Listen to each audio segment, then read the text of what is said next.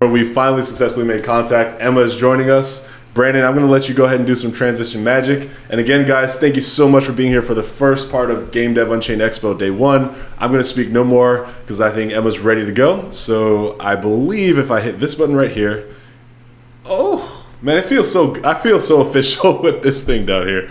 Hey, Emma. Hey, Emma, nice for joining us. Yeah, we can hear you just fine. Can you hear us? I'm a labor organizer of 8+ years and a game developer for longer. I started out as a hobbyist and a game student, then eventually an unpaid intern. I've worked in freelance and part-time. I've worked mobile games, AAA, independent, you name it. And somewhat unexpectedly found myself starting an international labor movement about a year ago. So that's kind of where I'm at and kind of a little bit about me. So I'm going to cover briefly kind of the state of games labor in 2019, why I feel like, and many of us feel like, unions are kind of the answer to a lot of the issues that we're facing, cover some basic misconceptions and foundational information about what unions really are, talk a little bit about Game Workers Unite, and how pretty much every single person involved can and should be engaged with this movement. So, yeah, so kind of like what Brandon was saying kind of a bit ago, the games industry is kind of a weird one.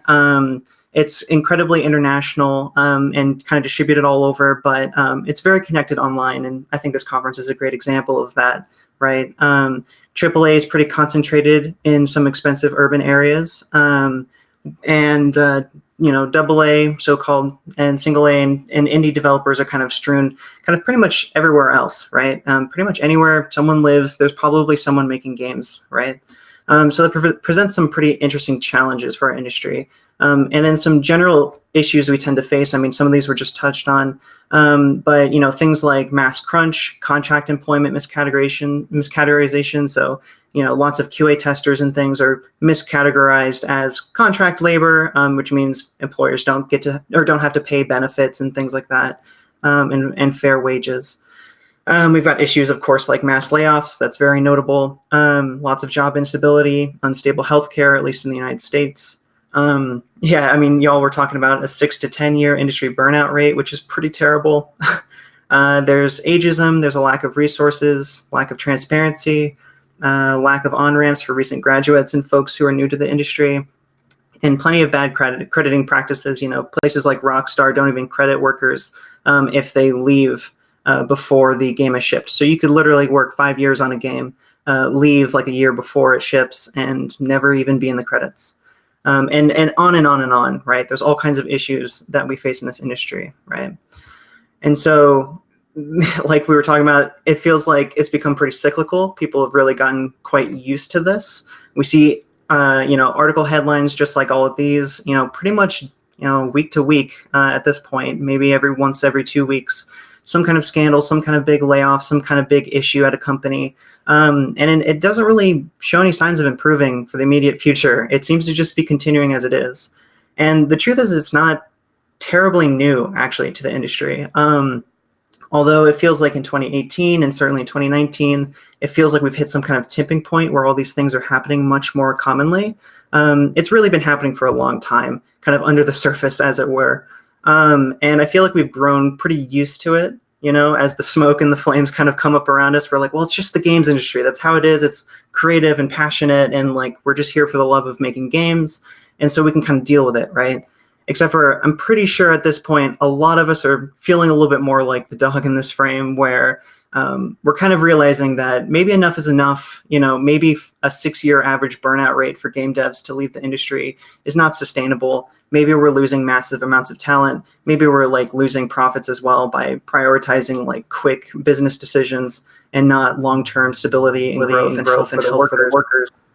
So, yeah. And so essentially this mess in a normal industry, it'd be bad, right? It'd be a pretty significant issue. Always a pretty bad and common in other industries. But frankly, in an industry that's more than music is combined on a global scale, it's kind of absurd. Like, this industry is immensely wealthy, and yet we have QA testers living in extremely expensive cities like San Francisco or Seattle or New York or London and are making minimum wage, right?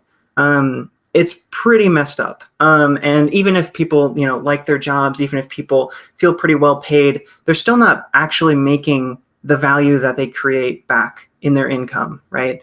There's a discrepancy there. And the problem is bad business decision making. A lot of the profits are getting sucked up to C-level people like CEOs, CTOs, and the management class. And so it's really important to kind of step back and consider how like one of the most wealthy industries on the planet really isn't treating its workers well, right? There's really no excuse, even if we love it. And I love working in the games industry. All the organizers I know love working in the industry, but there's really no excuse to be treating people this badly, and things can always be better. I think learning to understand that we can always be improving is really important. So how do we see an answer to this? A lot of us, frankly, think unions. And naturally, when you say that, like, you think unions can solve a problem, you kind of hear a lot of like, well, unions aren't a silver bullet. They have lots of pros and cons. Like, let's talk about this forever. And it's true. There are pros and cons, and there's certain examples of like unions in the past that didn't function terribly well. But as a whole, at its very core, it's a tool that is very useful, and we really think is a better way to fix the industry. And so, a lot of people ask kind of, okay, so why unions? Like, what actually about unions works? Why not just do things like advocate for better conditions or expose bad working conditions in the industry, right? What about going to the press? What about writing essays or white papers, right? Conducting research about crunch and burnout. Have you tried asking politely? Like, have you asked your manager for better conditions, right? The problem with all these things is, while yes, in theory, those things are good and those things should absolutely continue to happen, we've been doing that for years in this industry, for literal decades. We have been doing all of these things, right? There have always been groups advocating for better conditions. There's always been at least some press attention to conditions, and certainly that's ramped up in the last few years. And we haven't accomplished it. We haven't actually moved forward as a mature labor force. We haven't actually improved conditions on the whole. And in fact, there's some argument to be made that pay has actually slipped on average from back in like the 80s and 90s over the last 2 decades. So these kinds of things aren't really working, right? And we kind of have to ask the question, why? So why unions, right? Like, so what about unionization is something that can actually provide hopefully a solution to these issues, right? And it's pretty simple. It's leverage. Unions give workers leverage. So what I mean by that is, individually, us workers really don't have a lot of influence or power or say in our workplace, even at the best of workplaces. And I genuinely really love mine, and I think it's a fantastic place to work, and it's as good as I've seen. And yet, we just don't have a lot of leverage. We're not really the decision makers. And let alone just making decisions, we're really not even we don't even have like a seat at the table to even have a voice heard, let alone actually helping make the decisions, right? And so individually, we have a very little amount of power, whereas bosses have a lot of power as individuals, right? Because they have more money, they have control over the functioning of the company, they make decisions for everyone, and it kind of trickles down from there, right? It's a pretty top-down hierarchy. Unions, on the other hand, if enough of us workers get together, we can actually wield a lot of leverage because of the fact that we are the ones who actually make games. Our bosses don't. Our managers don't. Our CEOs don't make games. We are the ones who make games, right? And without us, literally nothing can happen at that company. And so if we can understand that and understand our own actual value, and the fact that all the profit and value that comes out of a company is generated by its workers at the end of the day. And so if we can wield that knowledge, and if we can like come together in unity and try to find collective solutions to issues in the workplace, that is how we get leverage, right? And unionization is the process by which we do that. And I would also add that, like, it's not a terribly individualistic industry to start with. Like, if you think about games, and anyone who's like actually made and shipped a game knows it's kind of a miracle if a game actually gets shipped effectively, because even on an average sized game, you've got possibly dozens or hundreds, sometimes even you've got thousands of workers all working together, working in collaboration with tons of different skill sets. And I'm talking like art and writing and audio and programming and design, QA testing, community management, marketing, PR, whatever, you name it. That's a profound amount of collaboration, pretty much more than any entertainment industry I can imagine. Like, we have a huge mix and diversity of talents, and we're already really good at collaborating. If we can just take that same kind of sense of collectivism and sense of unity and apply that to improving our actual industry and our workplace, things would change in a blink of an eye, right? We are already such a collaborative medium. If we can just apply that to the day-to-day, we can affect a whole lot of change. So that's the kind of idea behind why unions are kind of the tool of choice. On top of that, I want to kind of clarify maybe a little bit about what unions really are, because people certainly have misconceptions. I know I grew up with misconceptions. So to start it off, I guess, at its most core, it's really important to understand that unions are really two or more workers in the workplace coming together to support one another and identify core issues and finding ways to collectively solve them. And that's really it. At the very core, that is what a union is. If there's two or more workers trying to solve problems together, that's a union, right? And the idea is you want to grow that, you want to get it to a majority, you want to be as inclusive and have as many voices having their say as possible, because a union is really about democracy. It's about injecting democracy into the workplace, which otherwise is very undemocratic. And so to have democracy function well, you need high levels of engagement. You need lots of voice being heard. You need people who are self-empowered to speak up and have their opinions shared with the group. So that's really what it's all about. People can join existing larger regional and national unions, but that's not the only path forward. Very much so, people can form independent local unions just in their company, just in their studio. And it's really up to the workers to decide that kind of path forward. So if a group of workers really doesn't want to pair with like a larger union, they don't have to. They can just solve problems themselves in their workplace, right? There's pros and cons to each of these paths. And we encourage people to learn about those, right? And in a majority of countries around the world, your right to organize a union is actually protected against boss retaliation. It's a very common protection in most countries nowadays. And so that means if a boss threatens to dock your pay or fire you or move you to other departments to kind of pressure you out of the company, that's all retaliation. And if they're doing that because you're trying to unionize or organize and trying to improve the conditions of your fellow coworkers, that's typically a protected right. And so I think that's a misconception people don't understand, that you actually can't just be fired willy-nilly just because the boss doesn't like you now. Bosses will often try to get away with that. They'll try to slip in different excuses, but there's ways to combat those. And then finally, organizing really means having private one-on-one conversations with coworkers under the radar of bosses for as long as possible. It's not waving a banner and rallying the troops. It's not storming the barricades or making big political speeches or whatever. It's really about one-on-one conversations. It's about actually sitting down with your coworker and being like, hey, how are things going for you, right? What are you facing in the workplace? How are you doing? What issues do you feel like we're all facing that we could be fixing together, right? And really coming to learn and listen to people. It's not about providing answers and perfect solutions. It's about genuinely listening with an open mind and an open heart to your coworkers and learning about them and building genuine care and empathy in the workplace. I had a labor organizer kind of mentor of mine once tell me that to her, labor organizing is about building a culture of care in the workplace. And I really like that idea. And I think it really speaks to me, and I think it speaks to the values of a lot of the organizers who work in the games industry. We care about our workplaces. We care about our coworkers. We care about the games we make. We care about our companies. We just want to see them improve. We want to see them become more efficient. We want to see them make higher quality games. We want to see people treated better and, living healthy, stable lives, being able to take care of their families and not worry about, their job falling out from under them. That's why we do this. We do this because we care about people. And I think keeping that in mind is really important. And yeah, so some of the effects unions have, and this is very clear from the last couple centuries, frankly, of labor history and from many other comparable industries, is that,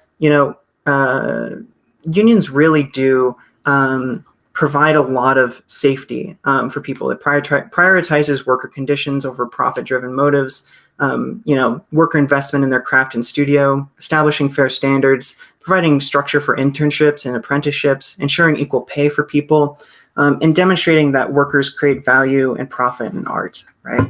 And yeah, it allows us to start reclaiming essentially the product that we make ourselves and making sure that the people who do it are taken care of. And so that's really essential to keep in mind as well. And yeah. All right. All right, great. So just to kind of get back up to speed, apologies for the dropout.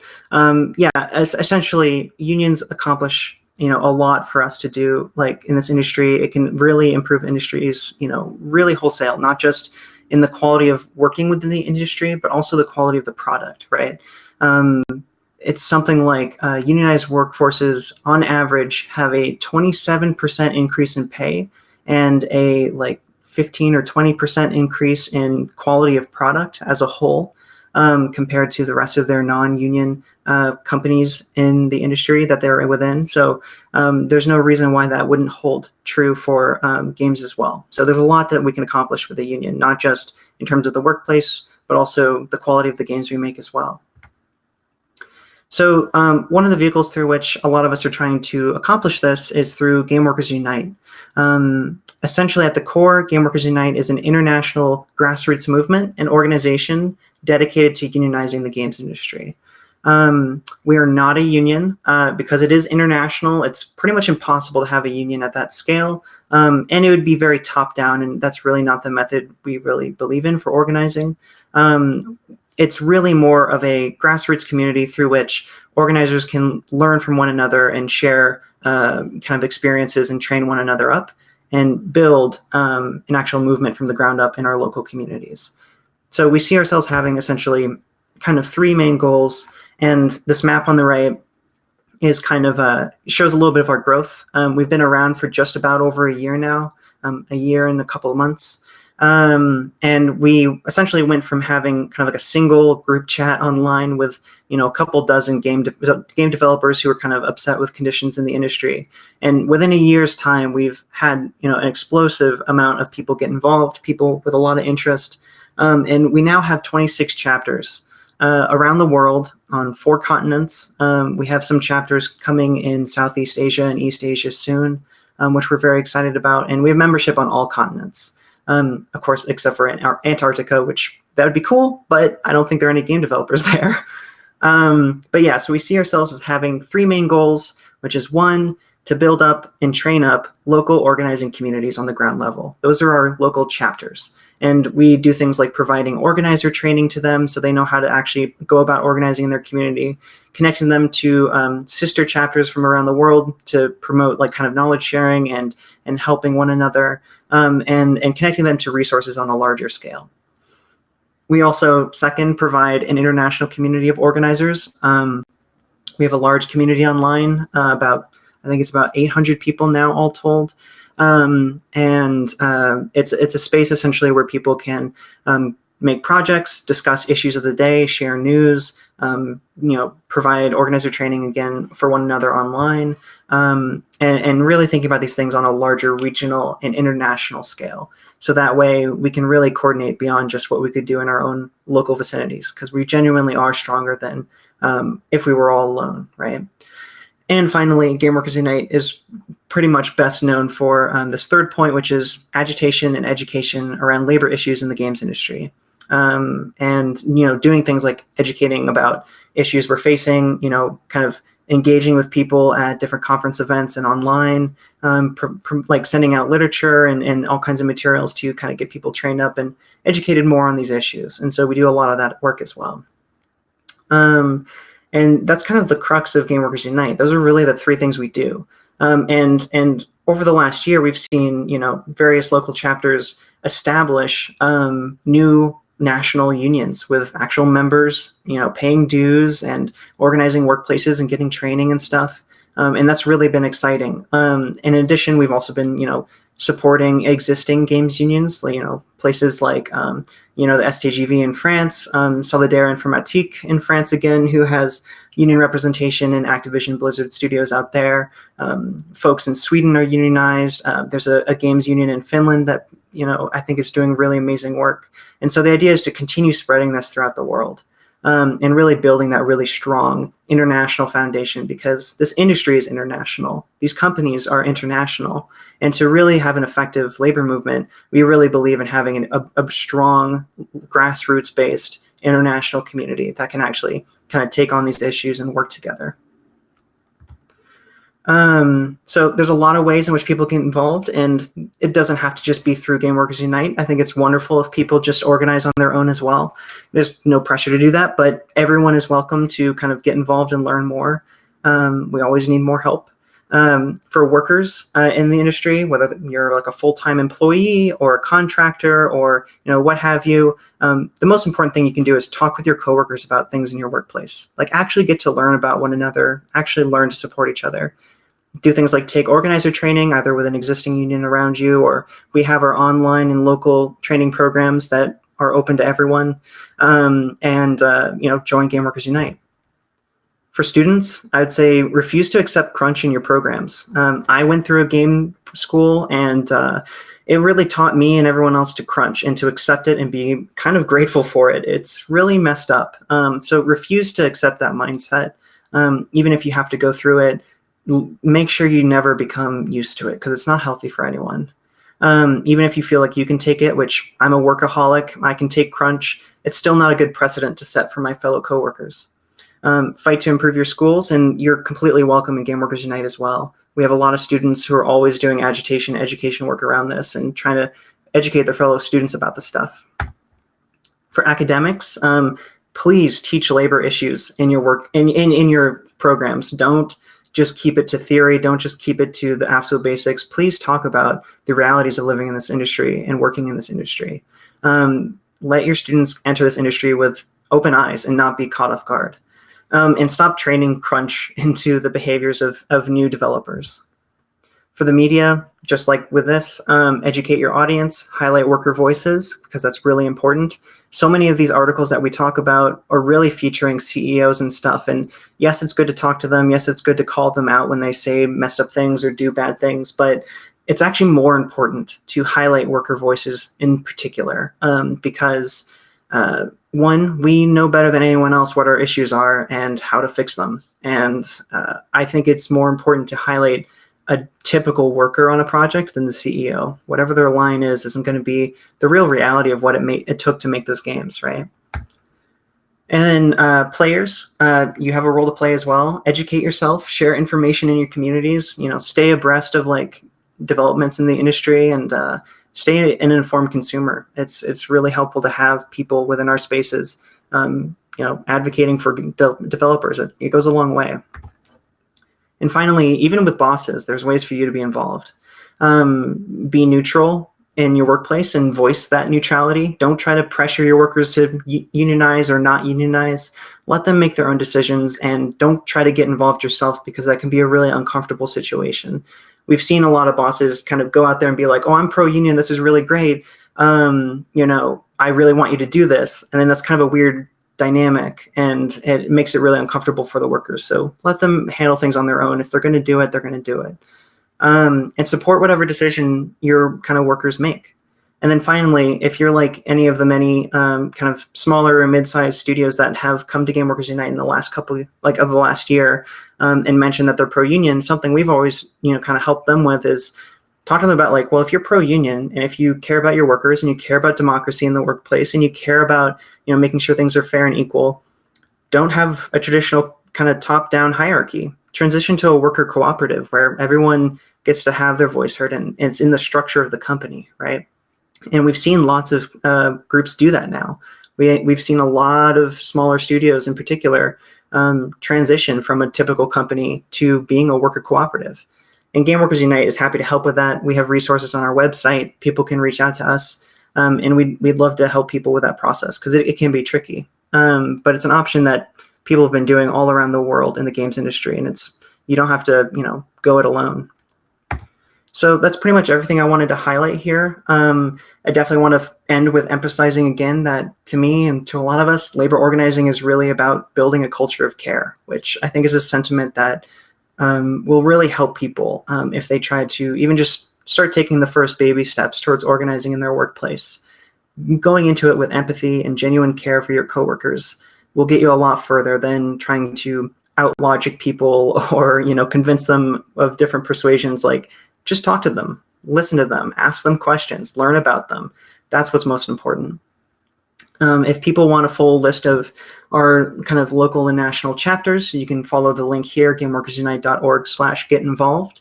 And on our main page of gameworkersunite.org, there's a list of existing game unions around the world, and people in those countries can actually go and join them today. So I would encourage people to do that if they feel like there's a good fit. And if people ever want to reach me, I do a lot of advising on campaigns around the world, and particularly in the North America region. I do organizer training. So if any of that stuff appeals to anyone, you can always hit me at emma@gameworkersunite.org or on Twitter at Emma Kinema. And yeah, that's the bit. So yeah, thanks for having me on to kind of give that spiel, because I think it's important information. No, it was obviously you're the first choice for a keynote. We have a great relationship with you thus far. We've done 3 events together now, and we always appreciate your support, and we always give you our support. So before we get into more back patting, because I definitely want to send you off properly, I did pull a question from the Twitch audience. User Pure Evil asks, how do you recommend opposing crunch while you're in your bachelor program? So assuming you're a student, maybe you're already working very hard on your projects, and then you work for a studio, maybe doing like part-time hours or even full-time potentially. What can you do to like get out of the crunch or to have to like put your education first? I believe is the type of question he's trying to ask. Yeah, that's a really great question. It's a tough one. Essentially, I would say refuse to accept things as they are and help your fellow students and your teachers imagine a better way to do this, a better way to actually teach people. And even if you can't immediately like fix whatever class or program you're in, actually planning forward and like talking with your professors to build a new curriculum for the people who come after you is really crucial. I know myself and some other students, when I was in my program, we did that. We had regular meetings with our faculty trying to outline the issues we were facing as students and try to find kind of like a 4 or 5 year plan where we could start transitioning to having more healthy work hours, to having fewer kind of massive projects to work on at a time, and having more support from both the faculty and the school in general. It takes conversations and it takes a lot of patience is what I would say. But, and personally, if you're running a project for like a thesis or something, do a good job of leading and making sure people aren't overworking themselves. If people are staying too late at night working on a project, ask them to go home. Like, you don't have to break people for making games. Like, we're not saving lives here, we're making games. It's okay. Like, you can go home. And I think bringing that to the... I'm sorry. And then is there anything that I could do as that same student? Let's say now, instead of school, let's say I did have school too, but then also work. Like, hey, we're going gold in 2 weeks. We need all hands on deck. Is there anything that I could possibly do in that scenario to help kind of alleviate the crunch to keep more focus on the schooling side? Or, I mean, because it's probably different for each situation, and it's a tough question to ask you, but I mean, I figured I may as well. Yeah. No, it's a great question. And I've definitely been there. I definitely worked part-time game jobs while being in school. It's kind of impossible to magically wave a wand and fix these things. Yeah. Really, 100%. It's all about working towards the future, right? And that's really the only way to make sustainable change. It's tough because you might have to bear with it in the meantime. But it's super important to be laying that foundation moving forward. Something I always say, and it's not a direct relation to your question, but something I always say is like, you can't just be organizing when shit hits the fan at work, right? If things blow up at work or there's a big controversy or the boss did something awful, that's not the time to start organizing. You need to have been organizing in the days and weeks and months prior to that, building that foundation, building common connections, building ways of communicating and making group decisions. So that way, when something like that happens, you can be prepared for it and actually affect real change in the workplace and stand up for yourselves. If it's just yourself, if it's just in the moment, you're not going to be able to affect a lot. You really have to be planning for these kinds of things and doing that day-to-day work that allows you to act when those urgent situations happen. Otherwise, you're kind of left hung out to dry. So it's not an easy or fun answer, but that's kind of the reality. But that's the reality, exactly. Is, you know, sometimes it's not about the shortcut, but the long cut is actually the only way, right? Like the direct path is the hard path. Yeah. When we mentioned before when we were buying time, how Riot was such a monumental period for game developers right now. And I think on one side of the sentiment, of course, the employer side, is kind of just waiting for it to blow over. They're playing nice, which is what they should be. I mean, they can't really do anything else but say, yeah, you guys can have your little say, go ahead. Just be sure to be back the next day. Right? I'm saying it. I'm not employed right now. I'm fine. So, but it's such a huge thing. And I know workplaces everywhere, especially the heads of these major companies, is looking at Riot right now and seeing how they're responding. Want to see how it plays out. And that is, I think, one of the biggest difference that I've seen, at least in my over a decade of being in the game industry, that I have not seen that type of response, where they're actually, here's a big player doing crazy success, right? We're streaming on Twitch. They're number 2 of all the time on the top of that list of games being played. And employers are looking at, like, this used to be the place where everybody wanted to be, and some still. But with the controversy that is bubbling around it, I feel a lot of talented developers are leaving, and a lot of talented developers are more apprehensive from joining. And I'd love to jump in right now, and Emma, please co-sign or tell me no, I'm wrong. But I think that it would be great if these companies that we're watching were being like proactive and saying, okay, well, clearly this isn't an issue that's just happening at Riot. It's probably just not bubbling up everywhere else. But what can we do as a company to prevent measures like this from happening here? And I don't mean prevent as in sweep it under the rug, but be like, hey, you know what? We're going to have a town hall. We just want to air grievances. We want to see, as a company, are we helping you guys? Yeah. Are we making this a great place to work? Well, as a company, I feel everyone's like, hold on. Let's not execute, But that's what I'd be doing, though, right? Like, because, I mean, let's say in the event that things go very, very well for the unionized workers who did march out and, like, great changes happen, you would hate to be the company who's like, oh shit, like now the heads are rolling, now we're going to do something, because you come out on the same end as the Riot end, I would say, versus being the like, hey, okay, you know what, we see this is happening somewhere else, let's try to attack it before it becomes a problem here. We might not even know. Like, I'm going to say, in all fairness, a lot of the top head execs probably don't know the day-to-day of the Joes, Susies, Sallys, and Mikes, you know what I mean? In this case, it's one of the heads. But anyways, like, I guess it goes back to, I think a lot of people want to not just accept the status quo, which is companies closing left and right. Workers are just having a hard time. It's getting churned. A lot of turnover rates.